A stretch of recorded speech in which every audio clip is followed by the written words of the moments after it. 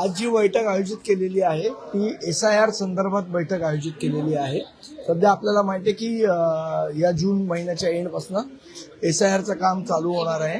तर ते आम्ही जे नेमलेले BLA आहेत त्यांनी कशा पद्धतीने काम करायचे याचं मार्गदर्शन आज होणार आहे। निश्चितच राज ठाकरे हे काय नेमके आज मार्गदर्शन करणार सध्याचे लक्ष आहे? मार्गदर्शन झाल्यावर काय 6 खासदार कुठले पुन्हा एकदा आमदार कुठल्याची चर्चा आहे उद्धव ठाकरे यांच्या? नाही, ती कालची संजय दिना पाटलांची मला असं वाटतं बातमी दाबण्यासाठी म्हणून ही बातमी सोडलेली वाटते। मला वाटत नाही कुठले आमदार भेटले तर। एकीकडे पाऊस देखील बोललं जात आहे की ठाकरेंचे नगरसेवक बघा हा प्रश्न ठाकरेंच्या शिवसेनेचा आहे आणि शिंदेच्या शिवसेनेचा। मला त्याच्यामध्ये कल्पना आहे कारण दोन्ही सेनेतली नाहीये।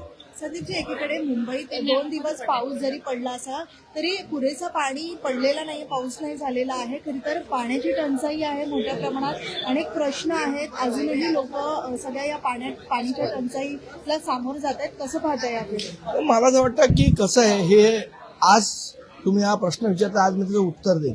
याच्या आधी जेव्हा मागच्या वेळा पाऊस पडला नव्हता त्याच्या मागच्या वेळा पाऊस पडलेला धोधो पडलेला मुंबईत, त्याच वेळेला मी सांगितलेलं की मुंबईमध्ये रेन वॉटर हार्वेस्टिंगसाठी स्पेशल योजना महापालिकेने करायला पाहिजे।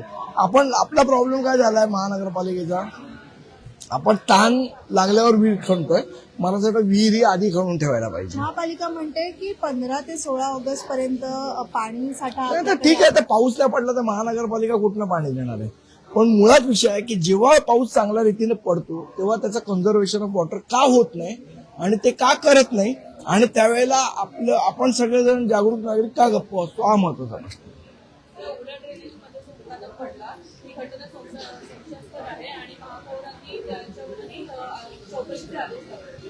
अहो, ज्या असिस्टंट इंजिनियर मेंटेनन्सचं हे काम आहे त्यांनी तिथे झाकण लावलं नाही, ह्याच्यात संशयास्पद काय कामचुकार पण आहे, ताबडतोब सस्पेंड करा, चौकशी कसली करता याच्यात?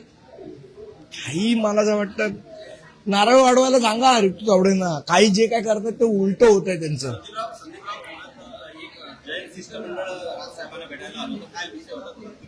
आपल्याला माहिती आहे की छत्रपती शिवाजी महाराजांच्या जिरे टोपावर काही दिवसापूर्वी मालाड इथे घटना घडलेली, तिकडे झेंडा लावण्यात आलेला, जैन समाजाचा कुठला कार्यक्रम होता त्याचा, त्या संदर्भात त्यांनी दिलगिरी व्यक्त करण्यासाठी आज सन्माननीय राजसाहेबांची भेट घेतली।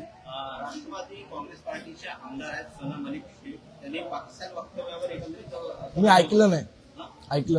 ट्रिपल तलाक वरना खरं तर विधानसभेमध्ये हा मुद्दा उपस्थित करण्यात आला। काय मला माहित आहे, म्हणजे मला त्या विषयात माझा अभ्यास नाही, मी वाचीन सगळं आणि मग बोलू।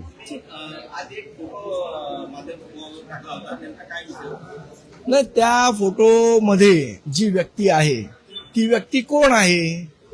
नाशिकमध्ये झालेल्या 10 कोटीच्या केबल चोरीशी त्या व्यक्तीचा संबंध आहे का? असल्यास ती व्यक्ती सन्माननीय खासदारांबरोबर काय करते? त्या व्यक्तीने सन्माननीय खासदारांना गाडी भेट दिलेली का? दिली असेल तर अशा लोकांकडनं गाड्या का भेट घेतल्या? या सगळ्या प्रश्नांची उत्तरं आपण सगळ्यांनी मिळून शोधली पाहिजे। याच्यासाठी तो फोटो सांगितला।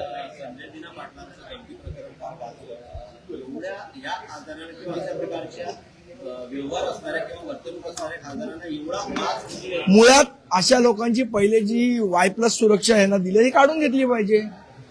आपल्याला आठवण असेल तर एका प्रतीचं यश कलाकाराची हिट अँड रन केस झालेली, त्याचा जो बॉडीगार्ड होता त्यांनी जाऊन FIR त्याच्यामध्ये दिलेला, मग संजय दिना पाटलांचे इथले जे बॉडीगार्ड होते त्यांनी जाऊन अजून FIR का नोंदवला नाही, हा महत्वाचा प्रश्न आहे। आणि जर कमिशनरला चॅलेंज देणारे असतील, डीजीना चॅलेंज देणारे असतील, मुख्यमंत्र्यांना चॅलेंज देणारे खासदार असतील तर त्यांचं आजपर्यंत संरक्षण का ठेवलंय, हा महत्वाचा प्रश्न आहे। मुख्यमंत्री उदय सामंत म्हणतात की संजय दिना पाटलांचं प्रकरण संपवून त्याची वागण्याची पद्धत हीच आहे।